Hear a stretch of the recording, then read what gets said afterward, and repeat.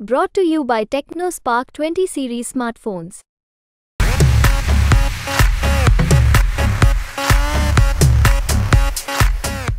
कांग्रेस का पतन और खात्मा देश से इसलिए हो रहा है कि आज उनमें आत्मविश्वास नहीं है कि उनके पास संगठन भी खड़ा होगा। हुड्डा साहब ये बयान दे रहे हैं कि ये वोट काटेंगे, और ये तो किसान भी नहीं छोड़ता कि मेरे फसल को पड़ोसी किसान काट ले जाए, वहां भी जेड़ी लेके खड़ा हो जाता है। तो क्या इनेलो को हमारी फसल काटने देंगे हम? कांग्रेस को काटने देंगे? बीजेपी को काटने देंगे? कि हरियाणा के अंतिम घर तक भी अगले 30 दिनों में हम चाबी को पहुंचाने का काम करेंगे नॉमिनेशन से पहले।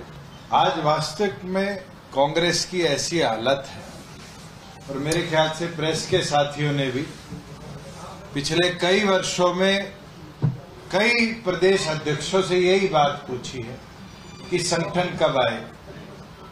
जो इनके प्रदेश प्रभारी है, क्या नाम है, बावरिया जी, दीपक जी से ये तो पूछो कि वो तारीख पे तारीख दे जाते हैं, हफ्ते बाद, 10 दिन बाद, 15 दिन बाद संगठन आएगा। मुझे लगता है कि उदय भान जी का फेलियर नहीं है, ये कांग्रेस का फेलियर है कि उनके प्रदेश अध्यक्ष बनने से लेकर अब तक 22 जिला अध्यक्षों की नियुक्ति वो नहीं करते। और कोई भी ऑर्गेनाइजेशन जो है उसकी मेहनत होती है कि सरकार बने। सरकार से संगठन नहीं बनते, संगठन से सरकार बनती। और ये बड़ा महत्वपूर्ण चीज है कि कांग्रेस का पतन और खात्मा देश से इसलिए हो रहा है कि आज उनमें आत्मविश्वास नहीं है कि उनके पास संगठन भी खड़ा होगा। और मैं एक चीज जरूर बोलना चाहूंगा, पिछले कई दिनों से हुड्डा साहब ये बयान दे रहे हैं कि ये वोट काटेंगे। राजनीतिक आदमी की 5 साल की फसल है, और ये तो किसान भी नहीं छोड़ता कि मेरे फसल को पड़ोसी किसान काट ले जाए, वहां भी जेड़ी लेके खड़ा हो जाता है। तो क्या इनेलो को हमारी फसल काटने देंगे हम? कांग्रेस को काटने देंगे? बीजेपी को काटने देंगे? आज एक संगठन के तौर पर जो 5.5 साल में एक एक कार्यकर्ता ने मेहनत करी है, आज खड़े होकर उसकी मेहनत को प्रदेश भर में हम दिखाने का काम करेंगे। और मैं प्रेस के साथियों से भी पूछना चाहूंगा, क्योंकि ये बारी बारी चीज लिखी आती है। 2019 के अंदर 3 चुनाव जननायक जनता पार्टी ने लड़े। उपचुनाव जींद का लड़ा जब एक चुनाव चिन्ह था। लोकसभा में 6.25 लाख के आसपास वोट आए थे जब दूसरा चुनाव चिन्ह था।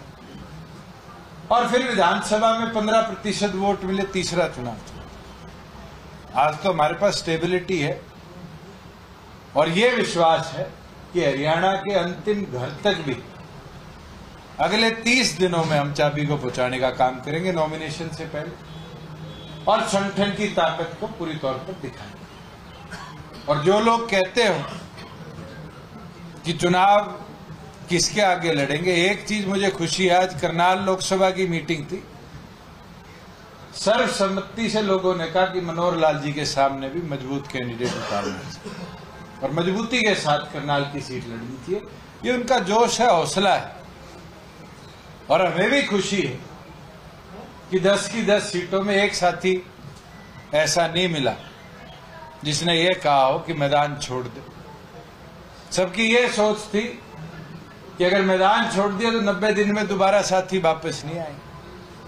मजबूती के साथ इस ताकत को, लड़ाई को आगे ले जाने का काम करो। और मुझे लगता है कि आज राव बहादुर सिंह जी के साथ आने से हमें एक ताकत मिली है, और अब ये दौर अगले 2 महीनों के अंदर प्रदेश भर में चलाएंगे।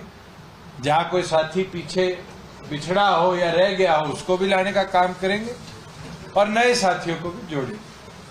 तक पहुंचाएंगे आप, लेकिन सत्ता का ताना तो इस बार आप ही के हाथ में रहे, इसके लिए इस बार ताना भी हम लाएंगे और चाबी भी मारी लगाएंगे। ये चीज तो मैं श्योर कर सकता हूं जब हम 11 महीने में चुनाव में गए थे, जब मैं ये बात कहता था कि हमारी चाबी ताला खोले, और वो खोला। सरकार तो आज भी बीजेपी बना पाई, मगर उसके बावजूद भी स्टेबिलिटी जो थी 4.5 साल हमारे साथ मिल पाई। मैं तो बेचारे निर्दलियों की सोचता हूं आज के, जो 4.5 साल तो ये सोच रहे थे हमारा नंबर आओगा, हमारा नंबर आओगा।